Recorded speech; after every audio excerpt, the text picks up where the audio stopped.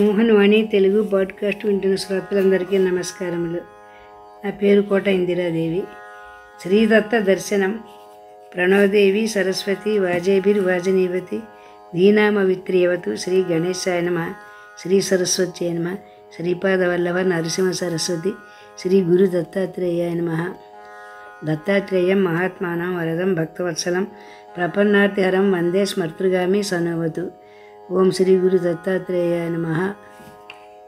అలర్కుడు దత్తాత్రేయులు వారి దగ్గరికి వెళ్ళి తత్వజ్ఞానం పొందాడు. తనకు రాజ్యం అక్కర్లేదని అన్నగారిని తీసుకోమని చెప్పాడు. తర్వాత జరిగింది ఇప్పుడు తెలుసుకుందాం. అలర్కుడు మాటలు వింటున్న కొద్దీ కాశీరాజుకు తనకు మతి చెల్లించలేదు కదా అని అనిపించసాగింది. కానీ ఇంతలో తన పక్కన కూర్చునున్న సుబాహు తటాలన లేచి వెళ్ళి తమ్ముడిని గట్టిగా కౌగిలించుకుని, నాన్న సన్మార్గం పట్టావురా, సంతోషం అని కాశీరాజు వంక తిరిగి నమస్కరించి, మిత్రమా, నా పని సాధించి పెట్టావు. నిన్ను శరణు వేడినందుకు నా పని తీరింది. నువ్వు సుఖంగా ఉండు, ఇక సెలవు అనేసి గబగబా నడిచి వెళ్ళిపోసాగాడు. కాశీరాజుకు ముందు తనకు మతిపోతున్నట్లు అనిపించింది. ఏమిటి వీరిద్దరి ప్రవర్తనకి అర్థం? తమ్ముడు స్వయంగా లొంగిపోతున్నాడు. అన్న ఇంత చేసి అన్నీ తనకు వదిలి వెళ్ళిపోతున్నాడు. పైగా తమ్ముడిని అభినందించి ఏమిటి ఇదంతా? కాశీరాజుకి ఏమీ తోచలేదు. అతను వెనువెంటనే ముందుకు దూకి బాహు ఒడిసిపట్టుకుని, నేస్తుడా కొంచెం ఆగు అన్నాడు. ఆగాడు సుబాహు. మిత్రమా, ఏమిటిది? తమ్ముడు రాజ్యం ఇవ్వడన్నావు, సాధించాలన్నావు. ఇది ఇప్పుడు దక్కింది.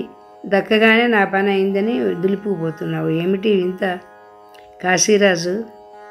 కాశీరాజా, దేశదిమ్మర్ని కదా, మర్యాదలు అంతగా తెలియవు. ఏమనుకోకు, నేను వచ్చిన పని ఏమిటో అది ఎలా తీరిందో చెప్తా విను. మా అమ్మ మదాలసా మాత, యోగమాత. ఆ తల్లి కడుపున మేము 9 అన్నదమ్ములం పుట్టాం. పై 3కి అమ్మ తన చనుబాలలో జ్ఞానబోధామృతాన్ని రంగరించి మాకెక్కించింది. దానివల్ల మేము 3 పిన్న వయసులోనే సంసారాన్ని త్యజించి బ్రహ్మానందాన్ని చూరగొన్నాము. చివరివాడి దగ్గరికి వచ్చేసరికి మా అమ్మ ప్రవృత్తి మార్గాన్ని ఉపదేశించవలసి వచ్చింది. దానివల్ల ఇతడు జ్ఞాన మార్గం వంక చూడక సంసారంలో కొట్టుమిట్టాడుతూ ఉండవలసి వచ్చింది. నేను నా యథేచ్ఛా సంసారంలో ఒకసారి ఇటు వచ్చేసరికి ఇతని పరిస్థితి నాకు తెలిసి మనస్సు విలవిల్లాడింది. అరేరే, ఆ యోగీశ్వరేశ్వరి కడుపున పుట్టి ఆ జ్ఞానముద్దు చనుకుడిచి చివరికి వీడిట్లా ఇతర వనితల పానెండ్ల మీద పందిలాగా పొర్లుతూ పక్కపక్కలాడుతూ ఉండటం తెలిసి మిత్రమా, నా గుండె తరుక్కుపోయింది. 10 మంది వర్తకులు కలిసి ప్రయాణం ప్రారంభిస్తే దారిలో ఒకడికి ఏదన్నా అయితే చుట్టరికం లేకపోయినా మిగిలిన వారు చూస్తూ ఊరుకోరే. ఇక రక్తం పంచుకు పుట్టినవాడు వీడిలా అవుతుంటే చూస్తూ ఊరుకోవడం ధర్మమా అనిపించింది. అందువల్ల వీడిని మంచి దోవలో పెట్టాలనిపించింది. వీడు బాగుపడాలంటే అంతులేని దుఃఖం పుట్టాలి. ముందర దుఃఖం పుట్టాలంటే అంగబలం అర్ధబలం నశించాలి. అందుకనే నిన్ను ఆశ్రయించాను. నా పన్నాగం ఫలించింది. మా వాడు దత్తాత్రేయ స్వామి వారి పాదాలు పట్టుకున్నాడు. నా పని తీరింది. ఈ మేలుకంతటికి నువ్వే కారణం. నీ మేలు మరువను. నువ్వు ఈ రాజ్యం ఏలుకో, నాకు సెలవయ్యి. సుబాహు చెప్పిందంతా వినేసరికి కాశీరాజు కడుపులో దేవినట్లయింది. అతను అప్పటికే బహువిధాలుగా ధర్మం చేసి బుద్ధి పరిపాకాన్ని సంపాదించుకున్నాడు. అతనికి సన్నివేశమంతా అనూహ్యంగా కనిపించి అంతరాంతరాల్లో దాగి ఉన్న సంస్కారాన్ని వెలిదీయసాగింది. అతడు సుబాహును పొదిపట్టుకుని, మిత్రమా, తమ్ముడికి ఉత్తమమైనది ఇచ్చుకొని మిత్రుడికి పనికిరాంది ఇస్తావా? ఇది మైత్రి ధర్మమా? తమ్ముడికి మంచిదారి చూపించుకొని మిత్రుడిని చెడుదారి పట్టిస్తావా? నేను కూడా ఈ సాంగత్యం అనే మురుగుండలో పందిలాగా పొర్లుతున్నవాడినే కదా. అయ్యా, నాలో ఎన్ని లోపాలున్నా నీ సాంగత్యం రవ్వంతైనా చేశాను కదా. సత్సాంగత్యం నిష్ఫలంగా పోదు కదా. మహాత్మా, నాకింత జ్ఞానభిక్ష పెట్టు అన్నాడు. సుబాహు కాశీరాజు వంక చూశాడు. అతని హృదయం కరుణతో నిండి ఉన్నది. దయార్ద్రమైన కంఠస్వరంతో సుబాహు ఇలా చెప్పాడు. కాశీరాజా, నువ్వు నాకు, నా తమ్ముడికి కూడా మహోపకారం చేసిన పుణ్యాత్ముడు. ఈ పుణ్యమే నిన్ను ఉద్ధరిస్తుంది. నువ్వు ఇదివరకే ధర్మార్థ కామాలను పుష్కలంగా సంపాదించుకున్నావు. విశ్వేశ్వర సమారాధన విశేషంగా చేశావు. అదిగాక కాశీవాసం నోచుకున్న భాగ్యశాలివి. ఇక 4వ పురుషార్థమైన మోక్షం ఒక్కటే నువ్వు సాధించాల్సిందే. దాని గురించి సూక్ష్మంగా చెప్తాను విను.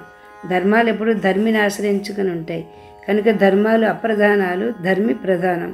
అప్రధానమైన వాటిని, అనిత్యములైన వాటిని వదిలి ప్రధానమైన దానిని, నిత్యమైన దానిని ఆశ్రయించాలి. అహం, మమ అనేవి ధర్మాలు కనుక వాటిని వదిలివేయాలి. వదిలేసి వాటికి ఆశ్రయమైన ఆత్మను ఆశ్రయించాలి. ఆ ఆత్మను గురించి చర్చించుకుంటూ పోతే చివరికి దానికి ధర్మాలే ఉండవని తేలుతుంది. మరి ఆ చర్చించుకునే విధానం ఏమిటంటావా? మిత్రమా, అపరరాత్రులందు నిద్ర లేచి నేనని రోజు వ్యవహరిస్తామే, ఆ నేనెవణ్ణి? ఈ బయట ఉన్న వస్తువులు నేనా, లేకపోతే నేననేది లోపల ఉన్నదా అని గాఢంగా విచారించుకో నీకు నువ్వే మిత్రమా. ఇదే నీకు నా ఉపదేశం. అవ్యక్తమే కారణం, వ్యక్తమే కార్యం. ఈ కార్యకరణాలు రెండూ జడమే. అలాంటప్పుడు నేను అనుకునేవాడెవడు? ఈ జడాలన్నిటినీ తీసుకునేవాడెవడు అని ఈ రకంగా నిరంతరం విచారించుకోవాలి. ఇది తెలిస్తే సమస్తము తెలిసినట్టే. రాజా, అత్యంతమైన మూఢత్వం వల్ల జనులు ఆత్మను అనాత్మ అనుకుంటున్నారు. నేను సర్వగతుణ్ణి అయి కూడా, అంటే నువ్వు కూడా నేనే అయినా నువ్వు అడిగావు కనుక లోక వ్యవహారాన్ని బట్టి ఇలా చెప్పాను. రాజా, నువ్వే సాధన చేసుకో, తరిస్తావు. ఇక నాకు సెలవు, నేను వెళ్ళి వస్తాను. ఆ ఉపదేశాన్ని పునః మననం చేసుకుని ఆ విషయాన్ని మనస్సుకి పట్టించుకున్నాడు కాశీరాజు. ఆ తరువాత అతడు సుబాహుని, అలర్కుణ్ణి సత్కరించి అర్చించి సెలవు పుచ్చుకొని తన కాశికా మహాక్షేత్రానికి వెళ్ళిపోయాడు. అతను వెళ్ళిపోయాక అలర్కుడు అన్నను బహుదా స్తుతించి తాను కూడా సన్యసించడానికి ఆయత్తమయ్యాడు. సుబాహు కూడా తన తమ్ముడు దత్తస్వామి ఆశ్రయం సంపాదించగలిగినందుకు అభినందించి తపోవనాలకు వెళ్ళిపోయాడు. అలర్క గీతం. అలర్కుడు తన కొడుక్కి రాజ్యం ఇచ్చేసి తాను సన్యసించి అరణ్యాలకు వెళ్ళి తీవ్రమైన సాధన చేసి నిర్వాణ లక్షణమైన యోగసిద్ధిని అనతి కాలంలోనే పొందాడు. అలా యోగసిద్ధి లభించినాక ఒకనాడు అతను వేడుకగా విశ్వాన్ని పరికించి చూశాడు. జగత్తంతా పుత్ర, మిత్ర, శత్రు, ప్రముఖ సంబంధాలతోనూ కామక్రోధ సుఖ దుఃఖాది ద్వంద్వాలతోనూ నానా గోలగా అజ్ఞానం అనే బురదగుంటలో మునిగి ఉండటం గమనించింది. తల్లి చిన్నప్పుడు పాడి వినిపించిన అమృత గీతాలాపాలు గుర్తుకు వచ్చినాయి. అప్పుడు అతను తన ఆనంద పారవశ్యాన్ని తల్లిలాగానే పాటగా వ్యక్తం చేశాడు. దానికే తర్వాత అలర్క గీతం అని ప్రసిద్ధి వచ్చింది. ఆనందమే ఆనందమే ఆనందమానందమానందమే, ఒక్కనాడు నేను కూడా కుక్కలాగే పొర్లినాడా, ఒక్కనాడు నేను కూడా కుక్కలాగే పొర్లినాడా, దత్త సద్గురు కరుణ చేత నేడు చిక్కెలే మదికి ఊత, దత్త సద్గురు కరుణ చేత నేడు చిక్కెలే మదికి ఊత, ఆనందమే ఆనందమే ఆనందమానందమానందమే, ఉదవుచున్న ఈ యోగ సౌఖ్యం అఖిల లోక సౌఖ్యం అదెంతరా, ఉదవుచున్న ఈ యోగ సౌఖ్యం అఖిల లోక సౌఖ్యం అదెంతరా, తిరిగి వాంచలం